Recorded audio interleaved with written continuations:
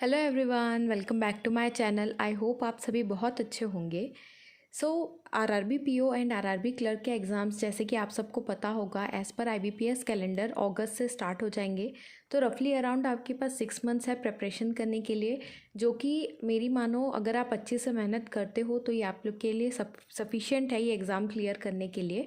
तो आज मैं बिगिनर्स के लिए ये स्ट्रैटेजी लेकर आई हूँ। इसमें मैं आपको एक रफ़ आइडिया दूंगी कि कैसे पढ़ना स्टार्ट करना है आरआरबी पीओ एंड क्लर्क के एग्ज़ाम्स के लिए। इस वीडियो में मैं आप लोगों को बताऊंगी प्रीलिम्स के लिए कैसे पढ़ना है, प्रीलिम्स एंड मेंस के लिए कैसे पढ़ना है, मेंस की प्रिपरेशन आपको कब स्टार्ट करनी है, सेक्शन वाइज स्ट्रैटेजी मैं एक ओवरऑल बताऊंगी एंड मॉक्स के बारे में मैं आपको बता दूंगी। बाकी एक एक सेक्शन का जो detail strategy and to do list होता है कि कितने क्वेश्चन सॉल्व करने हैं, कितने सेट्स लगाने हैं, कितना कितना टाइम देना है डेली, वो मैं आपको नेक्स्ट वीडियो में आप लोगों को बताऊंगी। इस वीडियो में मैं एक आपको रफ आइडिया दूंगी एक स्ट्रैटेजी की कि जो आपको लेकर चलनी है अपनी प्रिपरेशन के लिए। तो अगर आपको ये वीडियो हेल्पफुल लगती है तो मुझे कमेंट करके ज़रूर बताना कि वीडियो हेल्पफुल लगी है। बाकी अगर आपने सब्सक्राइब नहीं किया तो सब्सक्राइब करना मत भूलना, क्योंकि आगे आने वाली वीडियोज़ आने वाले 2024 एग्ज़ाम्स के लिए बहुत ज़्यादा हेल्पफुल होगी, क्योंकि मैं सारे सेक्शंस एक एक करके कवर करने वाली हूँ। मेंस, मॉक टेस्ट, एनालिसिस और सब कुछ मैं इसमें कवर करने वाली हूँ। तो ताकि आप मिस ना करो, सब्सक्राइब कर लेना एंड बाजू में बेल आइकन है उसको प्रेस कर लेना। तो चलिए वीडियो को स्टार्ट करते हैं। तो सबसे पहले बात करते हैं कि आरआरबी पीओ या आरआरबी क्लर्क का एग्ज़ाम आपको क्यों टारगेट करना चाहिए, क्या ये डिफरेंट है, क्यों डिफरेंट है ये बाकी एग्ज़ाम से, क्या एडवांटेजेस है इसके। तो सबसे पहले बात करें तो होम स्टेट पोस्टिंग। अगर आप चाहते हो कि अपनी ही स्टेट में आपको रहना है, आपको जॉब करनी है, तो ये बेस्ट है। आरआरबी पीओ हो या आरआरबी क्लर्क हो, उनको होम स्टेट पोस्टिंग मिलती है। आप जिस भी स्टेट से अप्लाई करते हो वहाँ पे आपको पोस्टिंग मिलती है। मैं छत्तीसगढ़ से हूँ एंड मैंने भी छत्तीसगढ़ से ही अप्लाई किया था एंड 2022 में मेरा सिलेक्शन हुआ था, तो मुझे भी पोस्टिंग छत्तीसगढ़ में ही मिली थी। इसके बाद है इंग्लिश लैंग्वेज। अगर जिन बच्चों को इंग्लिश लैंग्वेज में बहुत ज़्यादा प्रॉब्लम होती है, उनके लिए ये एग्ज़ाम जो है बहुत बेनिफिशियल है, क्योंकि प्रीलिम्स में जो है इसमें 2 ही सेक्शन आते हैं, quants and English, and mains में जो है आपको हिंदी मिलता है as a substitute of English. तो अगर आप इंग्लिश नहीं प्रेफर करते हैं या फिर अगर आप अवॉइड करना चाहते हैं तो इसके बदले आप हिंदी सेक्शन का प्रिपरेशन कर सकते हो। इसके बाद है ये एग्ज़ाम इजी है। आरआरबी पीओ का जो एग्ज़ाम है as compare to IBPS PO, ये ज़्यादा इजी होता है। एंड सिमिलरली आरआरबी क्लर्क का एग्ज़ाम आईबीपीएस क्लर्क के एग्ज़ाम से जो लेवल होता है वो इजी होता है। तो अगर आप अच्छी तरीके से मेहनत करते हो, अपनी स्पीड एंड एक्यूरेसी पे वर्क करते हो, तो डेफिनेटली 6 मंथ्स में आप ये एग्ज़ाम निकाल सकते हो। तो बात करें वर्क प्रेशर की, तो इन जनरल अगर हम बात करते हैं तो आरआरबी पीओ का जो वर्क प्रेशर होता है वो आईबीपीएस पीओ से जनरली कम ही होता है। ऑफ कोर्स ये भी डिपेंड करता है कि कहाँ पे आपको पोस्टिंग मिली मिली है, कौन सी ब्रांच में मिली है, वहाँ का फुटफॉल कैसा है, तो उस पर भी ये सब डिपेंड करता है। पर अगर हम बात करें एवरेज वर्क प्रेशर की, तो वो जनरली आईबीपीएस पीओ से कम ही होता है। तो ये भी एक आपका बेनिफिट ऐड होता है। अब बात करते हैं स्ट्रैटेजी की, क्या स्ट्रैटेजी फॉलो करनी, कहाँ से आपको स्टार्ट करना है। सबसे पहले आपको देखना है सिलेबस, क्योंकि ऑफ कोर्स आप बिना सिलेबस देखे एग्ज़ाम की प्रिपरेशन स्टार्ट नहीं कर सकते। एकदम ब्लाइंडली कोई भी टॉपिक उठा लिया लास्ट ईयर का पेपर देख के, वैसे नहीं करना है। सबसे पहले आप सिलेबस डाउनलोड करिए। सिलेबस आप गूगल करोगे, बहुत सारी जगह पे आपको मिल जाएगा, आप पीडीएफ डाउनलोड करके इसको रख लेना। उसके बाद आपको क्या करना है, प्रीलिम्स में जो है इसका 2 सेक्शन आता है, रीजनिंग एंड क्वांट्स। तो सबसे पहले आपको इन्हीं 2 सेक्शन की पढ़ाई स्टार्ट करनी है, क्योंकि मैं बताती हूँ इसके अलावा होता है आपका करंट अफेयर्स, इंग्लिश या फिर हिंदी, एंड होता है आपका कंप्यूटर अवेयरनेस। तो सबसे जो मेन होता है प्रीलिम्स एंड मेंस में, जो सबसे ज़्यादा मार्क्स कंस्टिट्यूट करता है, वो होता है रीजनिंग एंड क्वांट्स। आपको क्या करना है, सिलेबस देखना है एंड एक एक करके इसके टॉपिक्स को कंप्लीट करना है। कैसे करेंगे आप, ये वीडियो लेक्चर्स आप देखेंगे, बहुत सारे टीचर्स अवेलेबल है जिनसे आप सीख सकते हो, मैं आगे आपको बताऊंगी। तो सबसे पहले आपको क्या करना है, सिलेबस को कंप्लीट करना है। रीजनिंग जो सब्जेक्ट है वो आपका 15 to 20 डेज़ में इसका प्रीलिम्स का सिलेबस कंप्लीट हो जाता है।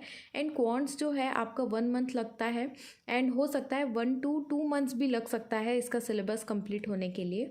हमेशा आपको कोशिश करनी है कि आप सिलेबस जल्दी से जल्दी कंप्लीट कर सको। क्यों? क्योंकि उसके बाद आप उतना ज़्यादा टाइम दे पाओगे अपनी प्रैक्टिस के लिए। पर जल्दबाजी में आपको ये नहीं करना है कि आपने 1-2 टॉपिक स्किप कर दिए, या फिर आपने जैसे मान लीजिए सिंपल इंटरेस्ट, कंपाउंड इंटरेस्ट हो गया, उसमें 5 अलग अलग टाइप्स के क्वेश्चंस होते हैं। आपने 2-3 ही टाइप्स पढ़े और उसको स्किप कर दिया जल्दबाजी में कंप्लीट करने के चक्कर में सिलेबस, तो वैसा नहीं करना है। आपको पूरा सिलेबस इस तरीके से कंप्लीट करना है कि आगे चल के आपको वापस पलट के देखने की ज़रूरत ना पड़े, कोई टॉपिक को फिर से पढ़ने की ज़रूरत ना पड़े। तो आप क्या करते जाएंगे, वीडियो लेक्चर्स आप देखेंगे, उसके बाद आपको प्रैक्टिस करनी है क्वेश्चंस की।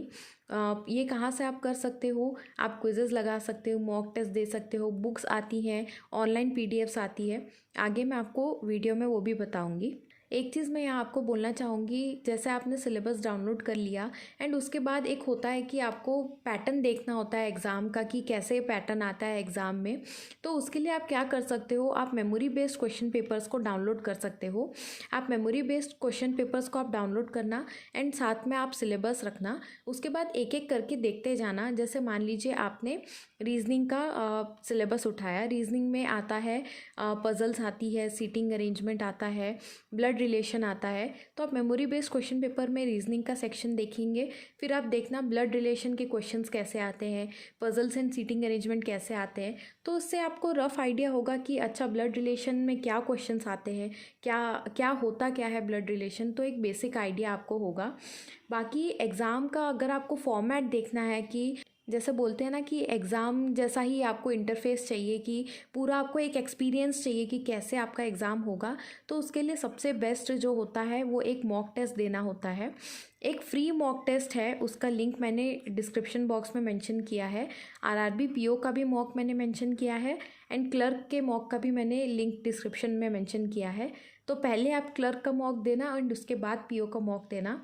एंड मैं रिकमेंड करूँगी कि ज़रूर से ये मॉक देना, भले ही आपके कम मार्क्स आए, आपने पढ़ना स्टार्ट नहीं किया, अभी अभी ही स्टार्ट किया है, फिर भी देना। क्यों? क्योंकि फ्री मॉक जो होता है काफ़ी सारे बच्चे देते हैं एंड उससे क्या होता है कि आपको अपनी पोजीशनिंग भी पता चलती है एंड आपको पता चलता है अच्छा बच्चे कितना स्कोर कर रहे हैं, आपका परसेंटाइल कितना है, आप कितने आगे हो या कितने पीछे हो, उससे आपको पता चलता है। तो ये बेस्ट चीज़ होती है। एंड मैं आपको बोलूँगी कि जो आपका फर्स्ट मॉक टेस्ट है उसका स्कोर आप एक जगह लिख के रख लेना। हमेशा आप जो भी मॉक टेस्ट देते हो तो उसके स्कोर एंड परसेंटाइल ज़रूर एक जगह लिख के रखा करो, ताकि जब आप एग्ज़ाम से पहले आप देखोगे तो आपको अपनी इम्प्रूवमेंट दिखेगी। तो इसलिए मैं बोलूँगी कि आप मॉक टेस्ट ज़रूर देना। लिंक जो है नीचे डिस्क्रिप्शन में मैंशनड है। अब बात करते हैं सेक्शन वाइज स्ट्रैटेजी की। सबसे पहले आता है क्वांट्स। क्वांट्स जैसे मैंने आपको बताया था कि 1 से 2 महीना आपको लग सकता है इसका सिलेबस कंप्लीट करने के लिए। क्वांट्स की प्रिपरेशन आपको कहाँ से स्टार्ट करनी है? सबसे पहले आपको अपने कैलकुलेशन के ऊपर वर्क करना है, क्योंकि ऑफ कोर्स क्वांट्स है, इसमें सबसे मेन जो है आपका कैलकुलेशन है। अगर आपकी कैलकुलेशन ही स्लो होगी, आपको कैलकुलेट करने के लिए ही टाइम लग रहा होगा, तो ये जो है बहुत ज़्यादा हैम्पर करेगा आपकी स्पीड एंड एक्यूरेसी को एंड कहीं ना कहीं आपको पैनिक भी क्रिएट करेगा क्वेश्चन सॉल्व करते वक्त। सबसे पहले इसलिए आपको कैलकुलेशन पे वर्क करनी है। मैं जब प्रिपरेशन कर रही थी तब मैंने आशीष अरोरा सर की वीडियो देखी थी, जिसमें उन्होंने बेसिक्स बताए थे। 2 वीडियो लेक्चर्स होती थी उनकी, जिसमें वो बताते थे मल्टीप्लिकेशन करने के ट्रिक्स, डिवीजन एडिशन करने के tricks and squares and cubes निकालने की ट्रिक्स। तो उनकी शायद ये वीडियोस जो है फ्री ऑफ कॉस्ट भी अवेलेबल है यूट्यूब पे। अगर मुझे लिंक मिलता है तो मैं नीचे डिस्क्रिप्शन बॉक्स में ऐड कर दूँगी। वो डिस्क्रिप्शन बॉक्स ज़रूर से चेक कर लेना, जितने भी सोर्सेस मुझे पता है वो मैं नीचे मेंशन करने वाली हूँ। तो कैलकुलेशन में जो आप ये वीडियोस देखोगे उससे आपको पता चलेगा ईजियर ट्रिक्स, जिससे आप जल्दी मल्टीप्लिकेशन एडिशन कर सको। ये जो है आपका टाइम बचाता है एंड स्पीड आपकी इम्प्रूव करता है। उसके बाद आपको क्या करना है, आपको टेबल्स लर्न करने हैं 20 तक, स्क्वायर्स आपको आने चाहिए 30 तक एंड क्यूब्स आपको आने चाहिए 15 तक। ये एटलीस्ट आपको इतना आना ही चाहिए। ये आप एक जगह नोट्स बना के लिख लो। इसको आपको क्या करना है, शुरू के 1 मंथ, एटलीस्ट 1 मंथ आपको ये डेली रिवाइज करना है, वरना आप भूल जाओगे। डेली आप जब भी पढ़ना स्टार्ट करोगे तो आप डेली टेबल्स अपने रिवाइज करोगे, स्क्वायर्स एंड क्यूब्स को रिवाइज करोगे। उसके बाद आपको क्या करना है, कैलकुलेशंस ट्रिक्स जब आपने सीख ली, उसके बाद आपको ratio and proportion and percentage का टॉपिक आपको पढ़ना है। इसकी आपको क्लासेस देखनी है पहले। ये सबसे पहले मैं आपको पढ़ने के लिए इसीलिए बोल रही हूँ क्योंकि ये जो है आपका क्वांट्स का बेस बनाता है। ये आप जब सीखोगे उसी के बाद आप स्पीड मैथ्स में आपको क्वेश्चन सॉल्व कर पाओगे, डीआई के क्वेश्चन सॉल्व कर पाओगे, अरिथमेटिक के सॉल्व कर पाओगे। तो सबसे पहले आप रेशियो, प्रोपोर्शन एंड परसेंटेज की आप क्लास देखेंगे। तो जब आप रेशियो, प्रोपोर्शन एंड परसेंटेज की क्लासेस देखोगे उसके साथ में आपको ये भी रिवाइज करते चलना है डेली। ये होने के बाद आपको क्या करना है, स्पीड मैथ्स की क्लासेस देखनी है। स्पीड मैथ्स में क्या क्या आता है, क्वाड्रेटिक इक्वेशन आता है, नंबर सीरीज़ आता है, wrong number, missing number series, उसके बाद आता है आपका सिंप्लीफिकेशन एंड अप्रॉक्सीमेशन। तो इसकी आप क्लासेस देख लेंगे, फिर आप जल्दी ही सीख जाओगे। ये ज़्यादा कुछ टफ नहीं होता है। आप एक बार सीख लेना क्वाड्रेटिक इक्वेशंस कैसे सॉल्व करते हैं, wrong number and missing number series के पैटर्न क्या क्या होते हैं, सिंप्लीफिकेशन एंड अप्रॉक्सीमेशन आप सीख लेंगे। इसके बाद आपको क्या करना है, डाटा इंटरप्रिटेशन के क्वेश्चंस को सॉल्व करना सीखना है। जब आप डाटा इंटरप्रिटेशन की क्लासेस देखोगे तो उसके साथ साथ आपको डेली रेशियो प्रोपोर्शन की भी प्रैक्टिस करनी है, स्पीड मैथ्स की भी प्रैक्टिस करनी है, एंड आपको इंश्योर करना है कि आप ये चीज़ भी रिवाइज़ कर रहे हो। ऐसा नहीं है कि आप डीआई पढ़ रहे हो तो आपने स्पीड मैथ्स को छोड़ दिया, रेशियो प्रोपोर्शन को छोड़ दिया, कैलकुलेशन पे ध्यान देना छोड़ दिया। वो नहीं करना है, आगे पार्ट पीछे सपाट नहीं करना है आपको। डीआई में बहुत सारी डीआई आती है, pie chart, bar graph DI, केसलेट्स, when DI. खास करके मैं आपको बोलूँगी केसलेट्स एंड वेन डीआई बिल्कुल स्किप नहीं करनी है आपको।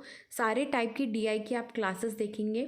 क्लासेस आप किन की देख सकते हो, आशीष अरोरा सर हैं स्टडीफाइड पे जो पढ़ाते हैं, उनकी क्लासेस देख सकते हो। हर्षल सर आते हैं, उनकी क्लासेस देख सकते हो। कौशिक मोहंती सर करके आते हैं, उनकी क्लासेस भी आप देख सकते हो। जिन टीचर से आपको समझ में आता है आप उनकी क्लासेस देखिए। पहले आप ऐसे कर सकते हो, इनकी एक एक क्लास आप देख लेना। उसके बाद जिस जिस टीचर का आपको पढ़ाने का तरीका अच्छा लगता है उसको आप आगे के लिए फॉलो कर सकते हो। फिर उसके बाद आपको क्या करना है, जब आपने डीआई सीख ली उसके बाद आपको क्या करना है, एरिथमेटिक के ऊपर जाना है। एरिथमेटिक में बहुत सारे टॉपिक्स आते हैं, जैसे एसआई सीआई हो गया, प्रॉफिट एंड लॉस हो गया। आपको क्या करना है, 2-2 3-3 दिन या आपकी कैपेसिटी के हिसाब से आप डेज डिवाइड कर लीजिए। जैसे मान लीजिए आपने 3 दिन सिंपल इंटरेस्ट, कंपाउंड इंटरेस्ट की वीडियोस देखी, उसके बाद आपको प्रॉफिट एंड लॉस के टॉपिक देखनी है। ऐसे करते करते एक एक टॉपिक आपको कंप्लीट करते जाना है। एंड इसके साथ साथ आपको डीआई की भी रोज़ प्रैक्टिस करनी है।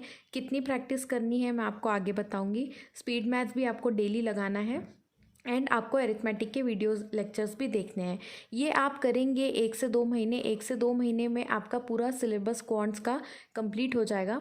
पर कोशिश करना 1 से 1.5 मंथ्स, इससे ज़्यादा वीडियो लेक्चर्स पे डिपेंडेंट मत होना। अब बात करते हैं, जैसे मैंने आपको बताया कि डेली आपको क्वेश्चंस को प्रैक्टिस करनी है। तो कितने क्वेश्चंस को प्रैक्टिस करना है, नंबर सीरीज़ में आपका आता है wrong number series and missing number series. Daily आपको रॉन्ग नंबर सीरीज़ के 15 क्वेश्चंस लगाने हैं, मिसिंग नंबर सीरीज़ के 15 क्वेश्चंस लगाने हैं। क्वाड्रेटिक इक्वेशंस के डेली आपको 15 to 20 क्वेश्चंस लगाने हैं। शुरू में जब आपको अगर दिक्कत आ रही है, शुरू में आपको टाइम लगता है क्वेश्चंस को सॉल्व करने, स्पीड आपकी स्लो होती है, तो आप डेली क्या कर सकते हो, 10 क्वेश्चन से आप स्टार्ट करिए। सिंप्लीफिकेशन एंड अप्रॉक्सीमेशन के आपको डेली 15 क्वेश्चन सॉल्व करनी है। डीआई के आपको डेली 5 सेट ऑफ क्वेश्चंस लगाने हैं। एरिथमेटिक के आपको डेली 15 क्वेश्चंस को सॉल्व करना है। एक चीज़ मैं आपको बोलूँगी कि एरिथमेटिक जो है इस सब्जेक्ट का आप पहले टॉपिक वाइज प्रैक्टिस कर लेना। ये क्या होता है, आपकी टॉपिक जो है उसको स्ट्रेंथन करेगा, उसका स्ट्रेंथ बिल्डअप करेगा। उसके बाद आपको क्या करना है, मिक्स्ड क्वेश्चंस लगाने हैं जिसमें सारे टॉपिक्स के एरिथमेटिक के क्वेश्चंस आपको मिलेंगे। बहुत सारे सोर्सेज हैं, मैंने सोर्सेज के ऊपर भी बहुत वीडियोस बनाई हुई है। एंड अगर आप डिटेल्ड भी स्ट्रैटेजी देखना चाहते हो तो ऑलरेडी मैंने वीडियोस बनाई हुई है मेरे चैनल पर, उसको ज़रूर देखना। नीचे सभी का लिंक्स मैंने मेंशन कर दिया है डिस्क्रिप्शन में। इसके बाद बात करते हैं रीजनिंग सेक्शन की। रीजनिंग सेक्शन मेनली 2 पार्ट्स में डिवाइडेड है। एक आता है मिसलेनियस एंड दूसरा है आपका पजल्स एंड सीटिंग अरेंजमेंट। तो सबसे पहले मैं आपको यही रिकमेंड करूँगी कि आप मिसलेनियस से ही आप पढ़ाई अपनी स्टार्ट करना, क्योंकि ये चीज़ आपको ज़्यादा कोई नहीं बताएगा। जब आप प्रीलिम्स का एग्ज़ाम देने जाते हो तो ऑफ कोर्स आपके पास ये 2 पार्ट्स होते हैं। लोग हमेशा पजल्स एंड सीटिंग अरेंजमेंट पे ही सबसे ज़्यादा ध्यान देते हैं, पर लोग क्या करते हैं, इसके पीछे जाने के चक्कर में इस पे ज़्यादा ध्यान नहीं देते हैं। क्यों?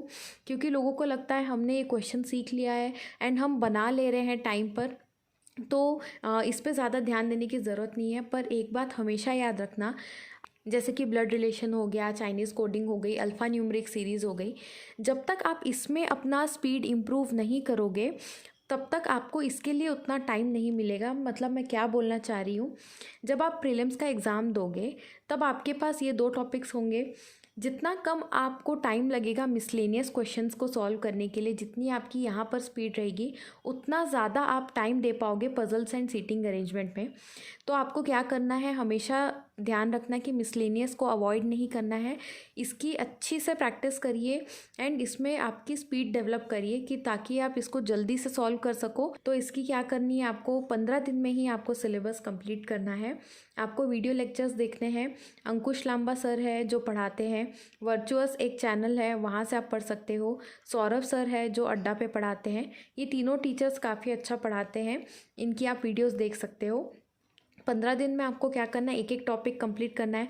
जैसे आज आपने ब्लड रिलेशन सीख लिया, उसके बाद आपने सिलॉक्स का टॉपिक आपने सीख लिया। ऐसे करते करते एक एक टॉपिक आपको कंप्लीट करते चलना है। एक एक टॉपिक भी कंप्लीट करने के लिए आपको 2 दिन से ज़्यादा नहीं लगेगा, 2 से 4 दिन मैक्स, क्योंकि रीजनिंग उतना टफ नहीं होता है। आप फटाफट इसको सीखते जाएंगे। उसके बाद आपको पजल्स एंड सिटिंग अरेंजमेंट की क्लासेस देखनी है। पजल्स एंड सिटिंग अरेंजमेंट सारी टाइप्स की आपको सॉल्व करनी है।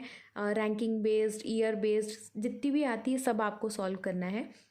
ध्यान रहे, जैसे ही आपने मिसलेनियस के वीडियो लेक्चर्स देख लिए एंड आपने सीख लिया, तब आपको इसकी प्रैक्टिस करना स्टार्ट करना है।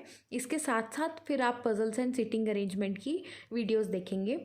यही रूल है, आप पढ़ाई करोगे जब, जो जो टॉपिक्स आपने वीडियो लेक्चर्स देख के सीख लिए सॉल्व करना, आपको क्या करना है, उस टॉपिक्स की प्रैक्टिस चालू करनी है। एंड नेक्स्ट टॉपिक जो आप पढ़ रहे हो उसकी वीडियो लेक्चर्स के साथ में आपको प्रैक्टिस अपनी कंटिन्यू रखनी है।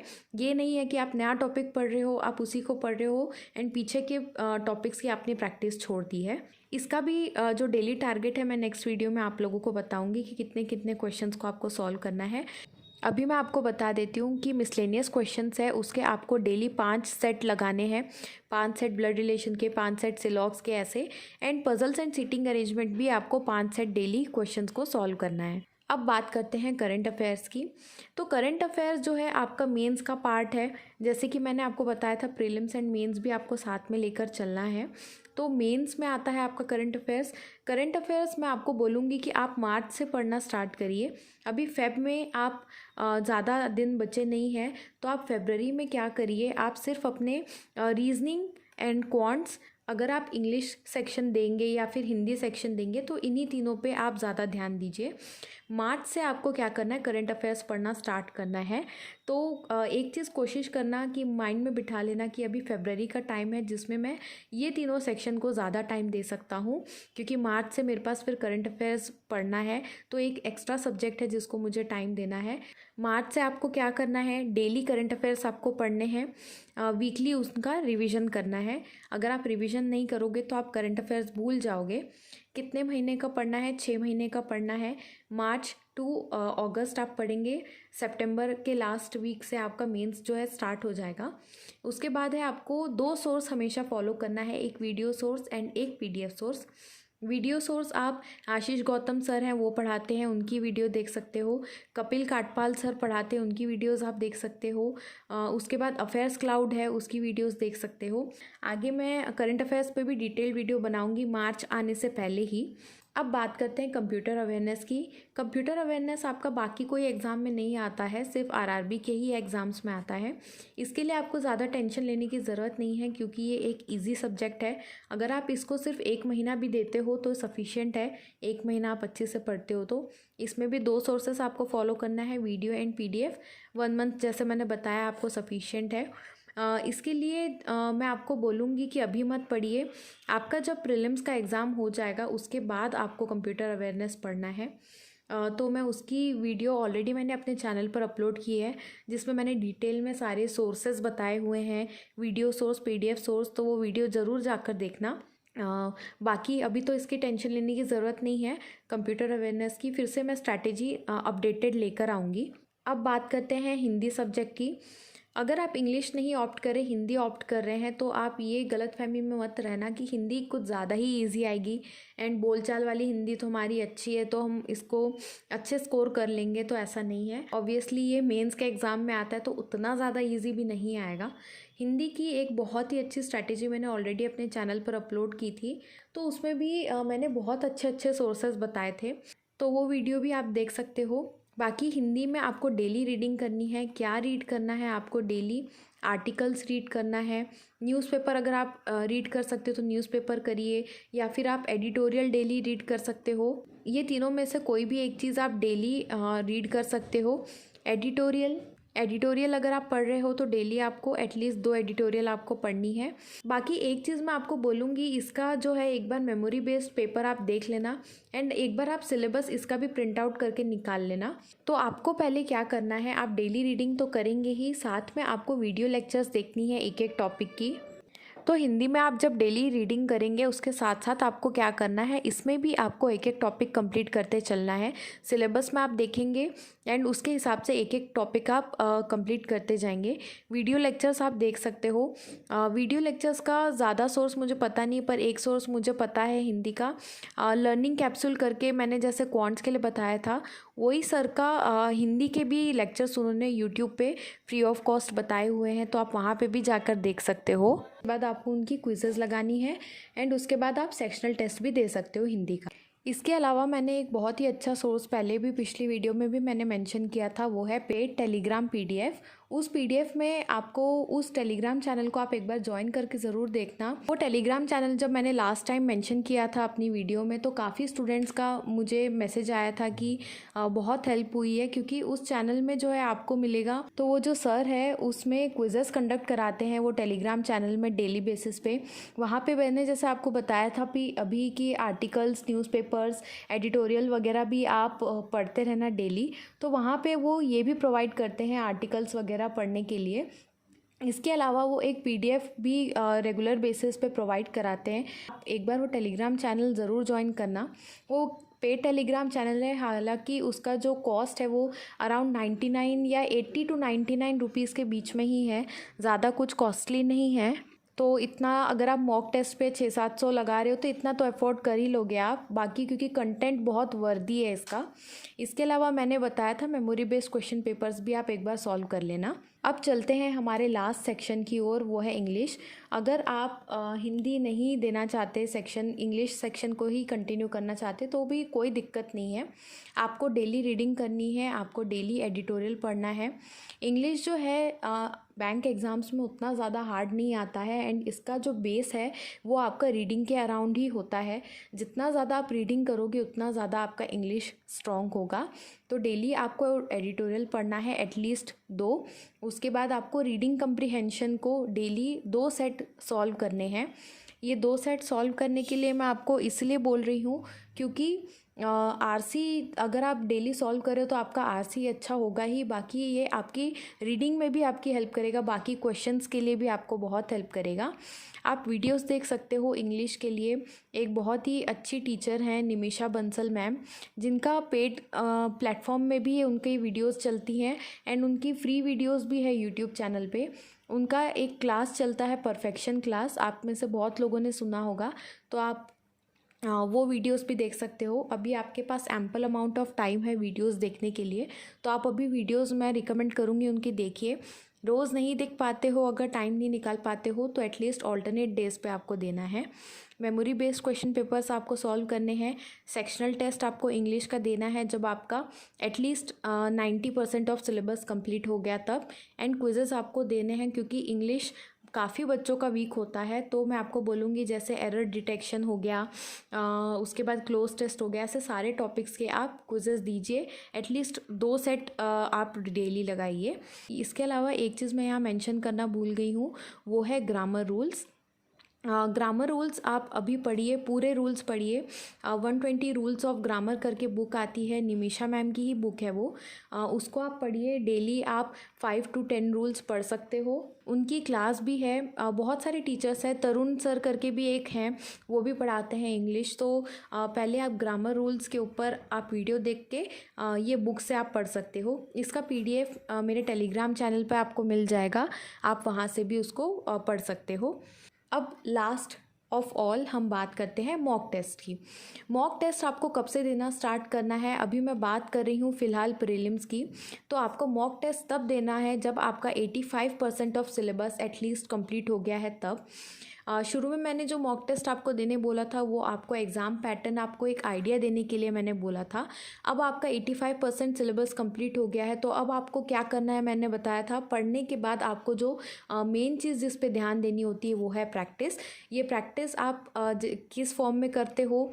आप क्विजेज़ दे के करोगे, आप सेक्शनल टेस्ट दे के करोगे, एंड आपको अल्टीमेटली मॉक्स के ऊपर ध्यान देना है, क्योंकि यही आपका जो है एक्सपीरियंस देता है एग्ज़ाम लेवल का। मॉक में हमेशा आपको टारगेट रखना है कि आपको परसेंटाइल के ऊपर ही ध्यान देना है। इसके ऊपर भी मैं एक डिटेल्ड वीडियो बनाऊंगी, मॉक के ऊपर कैसे मॉक टेस्ट अटेम्प्ट करना है।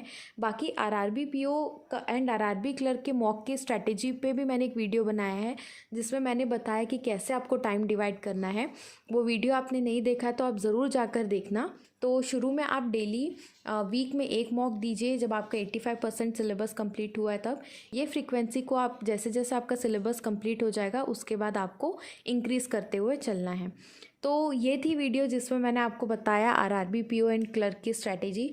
आई होप ये वीडियो आपको हेल्पफुल लगी होगी। अगर लगी तो कमेंट करके ज़रूर बताना, बहुत मेहनत लगती है वीडियो बनाने के लिए। तो आज के लिए बस इतना ही। जो भी डाउट्स है आप कमेंट्स में मुझसे पूछ सकते हो, मेरे टेलीग्राम चैनल को भी ज्वाइन कर सकते हो। मिलते हैं नेक्स्ट वीडियो में, तब तक के लिए बाय बाय।